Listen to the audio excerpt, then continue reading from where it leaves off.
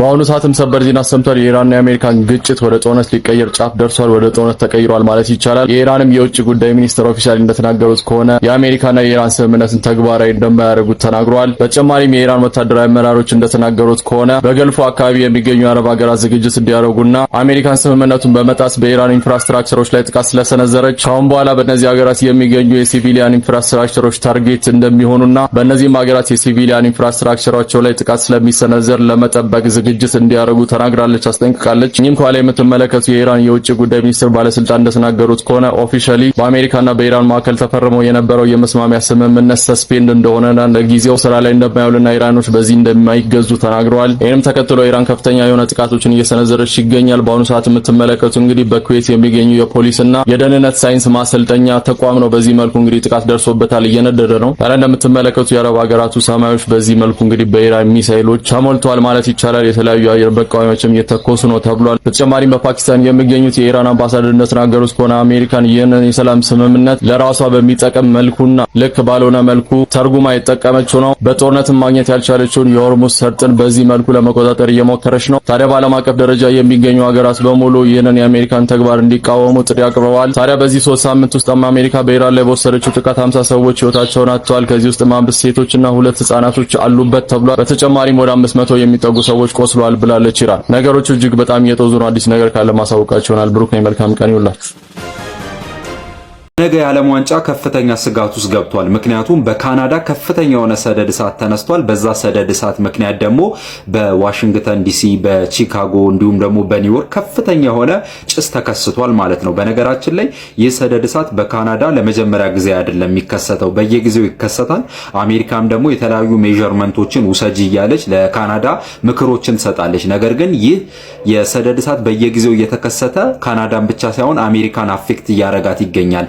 የተለያዩ ሳይንቲስቶች የሰደድ እሳት የተነሳው እንግዲህ በተለያዩ የክላይሜት ቼንጅ ወይም ደግሞ የአየር ሁኔታዎች መቃወስ ነው እያሉ ይገኛሉ። ምክንያቱም ሁላችሁም እንደምታውቁት በአሜሪካ እንዲሁም ደግሞ በከፍተኛ ሁኔታ በዩሮፕ ከፍተኛ ሙቀት እንዳለ የሚታወቅ ነገር ነው። በተለይ ደግሞ ይሄ የሰደድ እሳት የተነሳበት ቦታ በካናዳ የሚገኘው ከፍተኛ የሆነ ጥቅጥቅ ያሉ ዛፎች የሚገኙበት ቦታ ነው። ከዛ በተጨማሪ ደግሞ መኪኖች እንደልባቸው የተለያዩ የእሳት አድን አደጋ ሰራተኞች መኪኖችን በቀላሉ የሚገቡበት ቦታ አይደለም። በአየርም ሊሄድ በሚሉበት ጊዜ በጣም አደጋች የሆነ ነገር ነው የሚገጥማቸው። በመከራም ራሱ የሚደርሱ ከሆነ ሰደድ እሳቱ በከፍተኛ ሁኔታ ከቁጥጥር ውጪ በሆነበት ሰዓት ስለሚደርሱ ያንን ሰደድ እሳት ለማጥፋት እንግዲህ አዳጋች እንደሚሆን ነው እየተነገረ ያለው።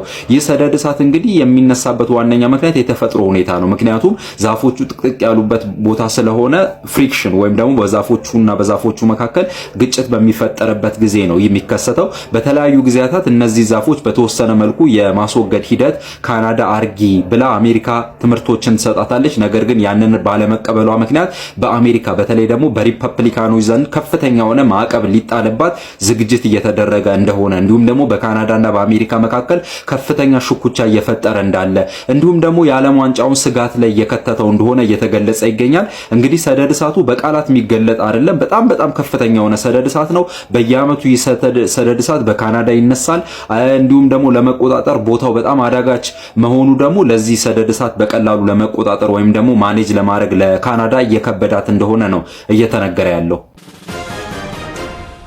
ኢራን በሰሜን ኢራቅ በሚገኙ ተገንጣይ ኩርዶች ላይ ከፍተኛ ጥቃት የከፈተች ሲሆን በጥቃቱ የመሳሪያ ግንጃ ቤትን ጨምሮ ሌሎች በርካታ ወታደራዊ ኢላማዎች ተመትተዋል። የጥቃቱ ስፋትና ይዘት ለብዙዎች አስገራሚ ነበር። በኢራቅ የኩርድ መንግስት እንዳለው እስካሁን በውል ያልታወቁ ወደ 100 የሚጠጉ ተዋጊዎቹ ጠፍተውበታል። ኢራን በኢራቅ የሚገኙ የኩርድ ወታደራዊ ኢላማዎችን ጦርነቱ ከተጀመረበት ጊዜ አንስቶና አሜሪካና እስራኤል ኩርዶችን በመጠቀም ኢራንን ለመውረር አስበው ነበር ከተባለበት ጊዜ ጀምሮ ያለማቋረጥ ጥቃት ሲሰነዝሩባቸው ቆይተዋል። ሰበር መረጃ ተሰምቷል። የፓኪስታኑ ጠቅላይ ሚኒስትር ሻህባዝ ሸሪፍ ኢራንን አስጠንቅቀዋል። ኢራን አንዳች ጥይትና አንዳች የድሮን ጥቃት ወይም ደግሞ ሌላ ተመሳሳይ ጥቃት በሳውዲ አረቢያ ላይ የምትፈጽም ከሆነ በእኛ እንደፈጸመችው ቆጥረን ምላሽ ለመስጠት እንገደዳለን ሲሉ ኢራንን አስጠንቅቀዋል። የኢራኑ አይርጂሲ የገልፍ ሀገራትን እያጠቃ ከመሆኑ ጋር ተያይዞ ሳውዲ አረቢያ ላይ በሚገኝ ማንኛውም ቦታ ላይ ጥቃት የሚፈጽመው ከሆነ ባለን ስምምነትና እንዲሁም ደግሞ ራሳችን አንዳችንን የመጠበቅ ከፍተኛ ተባለ እንግዲህ የፊርማ ማኖር ስነ ስርዓት አስመልክተው እንግዲህ እኛ ሳውዲ አረቢያን ለመጠበቅ ኃላፊነትን ወስደናል። ስለዚህ በፓኪስታንም ሆነ እንዲሁም ደግሞ በሳውዲ አረቢያ ላይ መካከል ያለውን የጦር አላይመንት ወይም ደግሞ ስምምነትን ሊያፈርስ የሚችል አንዳች ጥቃትን በሳውዲ አረቢያ ላይ የምታደርስ ከሆነ ኢራን ላይ በተቃራኒ ቆሜ ውጊያ ከፍታለሁ ስትል ፓኪስታን አስታውቃለች። የፓኪስታኑ የውጭ ጉዳይ ሚኒስትርና ዋና ጦር አዛዥ አሚሩም ጭምር በከፍተኛ ሁኔታ ላይ ያስጠነቀቀው ይህ ጉዳይ በኢራን ላይ አንዳች ከፍተኛ ተባለ እንግዲህ ጥቃት ላይ በሳውዲ አረቢያ ላይ የሚያደርሱ ከሆነ የኢራን ሹማምንቶችን ለማጥቃት ዝግጁ ነን ሲሉም ተደምጠዋል። የአየር ኃይላቸውና የምድር ኃይላቸው ሙሉ በሙሉ መዘጋጀቱና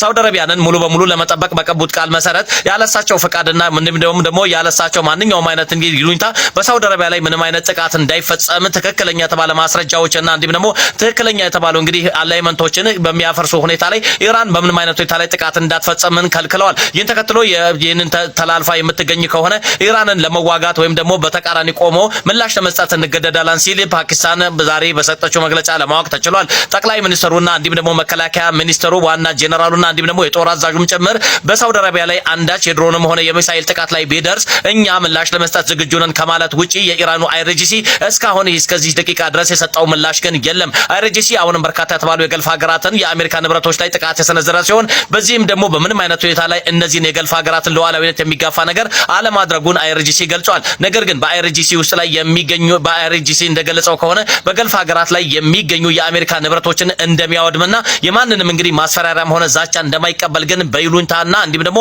በድፍረት ወጥቶ መናገሩን ዛሬ ዙልፊጋር ተናግሯል። ኢብራሂም ዙልፊጋር እንደተናገሩት ከሆነ አሜሪካ ተደጋጋሚ የተባሉ መሰረተ ልማቶች ላይ ጥቃት ያደረሰችብን ትገኛለች። ድልድዮች፣ መሰረተ ልማቶች፣ የኃይል አማራጮች ሁሉ ተመቷል። እኛም በዚህ አቀባበል ማለት ነው ከፍተኛ የተባለ እንግዲህ ምታችን በአሜሪካ ንብረቶች ላይ ያነጻጸረ ጥቃት ግን በገልፍ ሀገራት እንፈጽማለን ሲሉ ዛቻውን አስተባብለው ጎበዝ አሜሪካ በአሁኑ ሰዓት በከፍተኛ ሁኔታ የኢራን ድልድዮችን ማውደም ማፈራረስ ጀምራለች። አሜሪካ እንግዲህ በሰባተኛ ቀኑን በያዘው በዚህ ድጋሜ ጦርነት ማለት ነው የኢራን መሰረተ ልማቶችን በከፍተኛ ሁኔታ አውድማለሁ ብላ መዛቷም ይታወቃል። ከዚህ ጋርም ተያይዞ በአሁኑ ሰዓት እንደምትመለከቱት እጅግ ወሳኝ የተባሉ የተለያዩ ድልድዮች ማለት ነው በአሜሪካ ጥቃት ወድመዋል። እንዲሁም ደግሞ የተለያዩ የውሃ ማመንጫ ጣቢያዎችም መውደማቸውን የተገለጸው። ከዚህ ጋርም ተያይዞ እንግዲህ ኢራን አሜሪካ ለፈጸመችው እያንዳንዱ ጥቃት ዋጋ ትከፍላለች ስትል ማስጠንቀቂያ ሰጥታለች። የአሜሪካው ፕሬዝዳንት ዶናልድ ትራምፕ ጥቃቱ ገና ጀመረ ይቀጥላል ሲሉ መግለጫ ሰጥተዋል። እያመመው መጣ ማለት አሁን ነው ጋይስ። ጉዳዩ ሄዶ ኢትዮጵያና መላው አፍሪካ ላይ መድረሱ በሳት የተነገረ ይገኛል።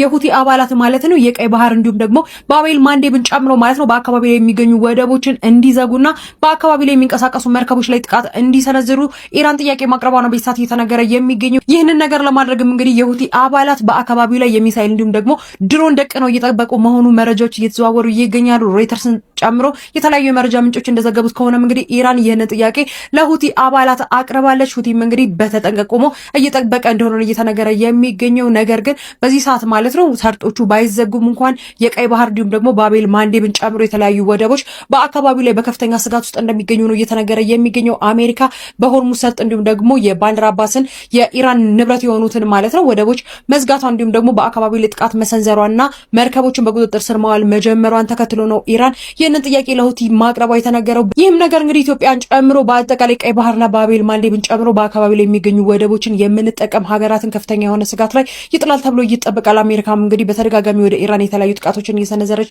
ትገኛለች። ጉዳዩ ተባብሶ ቀጥሏል። በዚህ ጉዳይ ላይ ተጨማሪ መረጃ የማገኝ ከሆነ አጋራችኋለሁ። የፕላስ ምልክቷን ታዲያ መጫላችሁን አትርሱ። መልካም ቆይታ ይሆናላችሁ።